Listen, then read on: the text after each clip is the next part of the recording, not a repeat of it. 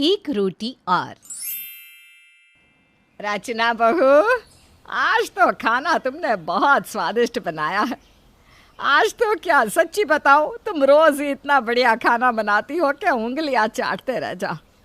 अच्छा एक काम कर बेटा, मेरे लिए ना एक गर्मा गर्म रोटी और सेंक ला। वो क्या है ना, पेट तो भर गया लेकिन मन नहीं भरा। अच्छा बहू, अब जब तू रोटी सेकने जा ही रही है तो एक करारी सी रोटी घी लगाकर मेरे लिए भी लेते आना। भाई रिटायरमेंट के बाद तो बहुओं के हाथ का खाना खाकर मेरा तो मन ही नहीं भरता। जी करता है खाता रहूं खाता रहूं। लेकिन आटा तो खत्म हो गया है, अब मुझे फिर से गूंथना पड़ेगा। ठीक है, अभी ला देती हूँ। रचना रसोई में जाती है, जहाँ उसकी देवरानी नेहा सबको खाना परोसने के बाद रसोई की सफाई करके बर्तन धो रही थी। अरे नेहा, तुमने चकला बेलन तवा सब धुलने में ले लिया क्या? हाँ भाभी, मैंने सोचा जल्दी जल्दी काम निपटा लेते हैं, फिर हम भी सुकून से खाना खाएंगे। और अभी सबके खाने के बाद अगली शिफ्ट के बर्तन भी तो धोने होंगे ना। एक शिफ्ट खत्म होगी तभी तो अगली शिफ्ट लगेगी ना। मतलब क्या कह रही हैं आप भाभी? कुछ नहीं, तुम सब जल्दी से धोकर दे दो, मम्मी जी पापा जी को एक रोटी और खानी है। क्या? अभी तो मैं सबसे पूछ कर आई थी कि किसी को रोटी चाहिए क्या। सभी ने मना कर दिया था, इसलिए मैं आकर गैस साफ करने लगी, और अब 2 मिनट में ही रोटी मांगने लगे। हाँ, अब मांगी है तो बनानी तो पड़ेगी। अब रोटी बनाऊंगी तो फिर से गैस और प्लेटफॉर्म साफ भी करना पड़ेगा। तवा चकला बेलन परात सब धोकर रखना पड़ेगा। ये रसोई नहीं, लंगर है, लंगर जो 24 घंटे चलता ही रहता है। अरे बहू जल्दी ला, पता नहीं एक रोटी बनाने में कितना समय लगता है। 2 लोग किचन में घुसी रहती है, फिर भी खाना टाइम से नहीं मिल सकता इस घर में। हर समय मुंह से मुंह लगाया फुस फुस करती रहती है। ला रही हूँ माँ जी। रचना जल्दी जल्दी रोटी बनाकर सास ससुर की थाली में रखने लगती है। तभी ननद सुरुचि कहती है, भाभी प्लीज 2 चम्मच चावल ला दो ना। सुरुचि, चावल तो जितना भी था सब तुम्हें और मम्मी जी को दे दिया, अब चावल नहीं बचा। अरे ऐसा कैसे नहीं है, अंदर 50 किलो की बोरी रखी है चावलों की, और मेरी बेटी को 2 चम्मच चावल के लिए मना कर रही हो। देख लो माँ, भाभीयों के राज में तो दाने दाने को तरसना पड़ रहा है। मेरे तो निवाले तक गिन रही है भाभी। अरे खड़े खड़े मुंह क्या देख रही है, जाकर एक मुट्ठी चावल चढ़ा देना। अरे तेरी कौन सी बहुत मेहनत लग रही है, चावल तो कुकर 5 मिनट में बना देगा। नेहा लाओ कुकर इधर दो, चावल बनाने हैं। भाभी क्या फायदा हुआ मेरा बर्तन साफ करने का, आपने वापस सब कुछ झूठा कर दिया। अरे तो क्या कर सकते हैं, इस घर में हमारी मेहनत किसी को दिखाई कहाँ देती है। खाना कुकर बना देता है, कपड़े मशीन धो देती है, और हम दोनों दिन भर एक टांग पर खड़े झक मार रहे होते। अरे ला ना नेहा, फिर से कर लेते, कोई बात नहीं। भाभी ये ना हमारे घर का रोज का ड्रामा हो गया है। जब हम काम खत्म करके निकलने को होते हैं तभी किसी न किसी को भूख लग जाती है। अरे खाने की भी तो कोई लिमिट होती है। किसी को 1 चम्मच चावल चाहिए होता है तो किसी को आधी रोटी। अब 1 चम्मच चावल या आधी रोटी तो बनती नहीं, झक मारकर हमें फिर से कुकर या तवा चढ़ाना पड़ता है। नेहा कर भी क्या सकते हैं, मना करोगी तो सब कहेंगी 1 चम्मच चावल के लिए बहू ने घर में क्लेश कर दिया। वैसे भी मैं अभी सुरुचि और मम्मी जी के अनमोल वचन सुनकर आ रही हूँ। तुम्हारी भी सुनने की इच्छा है तो जाओ, घुमाओ अंदर। रचना और नेहा परिवार की 2 सुंदर सुघड़ बहुएं हैं। दोनों मिलजुल कर बड़े प्यार से सारा काम निपटाती हैं। इनके बीच में काम को लेकर कोई झगड़ा नहीं है, ना ही कोई ईर्ष्या की भावना है। अब आप सोच रहे होंगे कि वाह भाई वाह, अगर देवरानी जेठानी प्यार से मिलजुल कर काम कर रही हैं तब तो इनके जीवन में रस ही रस होगा, मधुर रस। तो मैं आपको बता दूं, ऐसा बिल्कुल भी नहीं है। कलेश तो भाई सबके जीवन में होता है, बस उसका रूप अलग अलग होता है। नेहा और रचना जितनी भी कोशिश कर ले, उन दोनों के ज़्यादातर काम यूं ही अधर में लटके रहते हैं।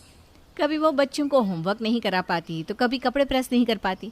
और इनके अस्त व्यस्त जीवन की सबसे बड़ी वजह है इनके घर का किचन, जो दिन भर इन दोनों को काम में उलझाए रखता है।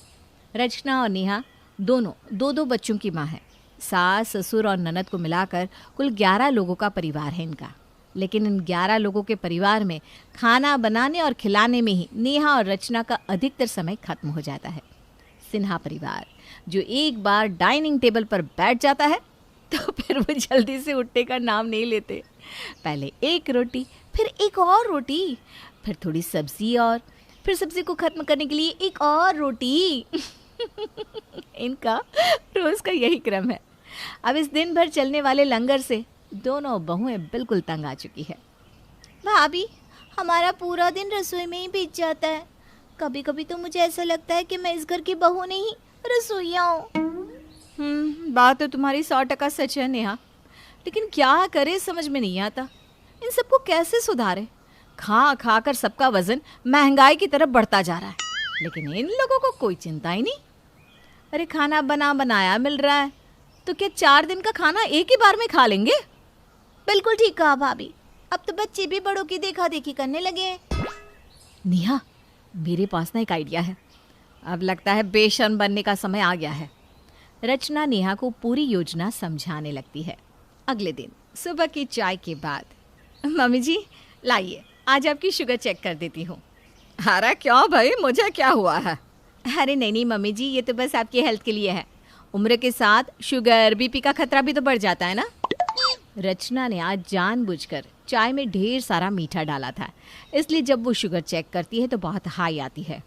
हे भगवान, मम्मी जी आपकी शुगर तो बहुत हाई हो गई है। मैं आज ही डॉक्टर को बुलाकर आपका पूरा हेल्थ चेकअप करा देती हूँ। कहीं आपको कुछ हो गया तो? अरे शुभ शुभ बोल, मरे मेरे दुश्मन। तू जल्दी से बुला ले, तेरे पापा जी का भी चेकअप करा लेंगे लगे हाथ। थोड़ी देर बाद डॉक्टर घर में दाखिल होता है और बारी बारी से सासू माँ, ससुर जी, ननद सबके ब्लड सैंपल लेता है। अरे माता जी, आपका वज़न तो आसमान छू रहा है। वज़न का कंट्रोल करिए, नहीं तो शुगर आपकी जान लेकर छोड़ेगा। इसे हल्की में मत लीजिए। और अंकल जी, आपका वज़न तो सैकड़ा पार कर चुका है। आज से आपको चावल और मीठे की तरफ देखना भी नहीं है और दिन में कम से कम 12 घंटे की फास्टिंग करनी है। खाना भी बिल्कुल लिमिट में रखना है। हाय राम, ये डॉक्टर तो हमारे खाने के पीछे ही पड़ गया। माता जी, बुढ़ापे तक स्वस्थ रहना है या फिर इंजेक्शन पर जीवन चलाना है? शुगर का इंसुलिन के अलावा कोई इलाज नहीं है। एक बार अगर शुगर लिमिट से बाहर हुई तो हर बार खाने से पहले इंजेक्शन लेना पड़ेगा। अरे राम राम राम राम, मुझे तो सुई से बहुत डर लगता है। अब बहू, मेरी ना आज से बस 2 ही रोटी बनाना बेटा, मुझे अपना बुढ़ापा खराब नहीं करना। शाम के समय सबकी ब्लड रिपोर्ट लेकर डॉक्टर साहब फिर से घर आते हैं। मैंने कहा था ना माँ जी, आपको शुगर की शिकायत है। आपको चावल, आलू, मीठा और मसालेदार खाना नहीं खाना है और साथ ही हल्का भोजन करना है। स्वाति, आपकी रिपोर्ट्स तो नॉर्मल है, लेकिन वज़न तो आपका भी बहुत ज़्यादा है। एक जगह पर बैठे मत रहो, घूमो, एक्सरसाइज करो और डाइट पर ध्यान दो। मोटापा 100 बीमारियों का घर होता है। और अभी तो तुम्हारी शादी भी नहीं हुई। तुम्हारे शरीर को अभी बहुत से बदलावों से गुजरना है। डॉक्टर सबको खाने पीने की हिदायत देकर चला गया था। डिनर के समय, भाभी प्लीज 2 चम्मच चावल और ला दो। ये लो सुरुचि, 2 चम्मच चावल। अरे भाभी, ये क्या? अब तो सचमुच 2 ही चम्मच चावल लाई हो। हाँ, आज से आप सबकी डाइट का ध्यान रखना है ना, इसीलिए 2 चम्मच चावल मिलेंगे। थोड़ी देर बाद, अरे बेटा, आधी रोटी और ला दे, गर्मा गर्म लाना। माँ जी, आपने तो 2 ही रोटी बनाने के लिए कहा था, तो मैंने 2 ही बनाई है। और आज से सबको अपनी डाइट कंट्रोल करनी है ना, इसलिए सबका खाना बनाने के बाद किचन बंद कर दिया है। डॉक्टर की बात भूल गए या फिर याद है आप लोगों को? अब भला डॉक्टर की बात को कोई कैसे टाल सकता था, इसलिए मन मार कर सब अपना अपना खाना ख़त्म करके उठ गए। आज पहली बार नेहा और रचना ने भी समय से खाना खाया और अपना काम ख़त्म करके कमरे में पहुंच गई। रचना की इस आइडिया से कुछ ही दिनों में घर में सबकी आदत और सेहत में काफ़ी सुधार आ गया था। मम्मी पापा अब वॉक पर जाने लगे थे और खाना भी कंट्रोल में खाने लगे थे। बस एक राज था जो आज भी राज ही बना हुआ है कि उस दिन आने वाला डॉक्टर और उसकी रिपोर्ट्स दोनों ही नकली थे।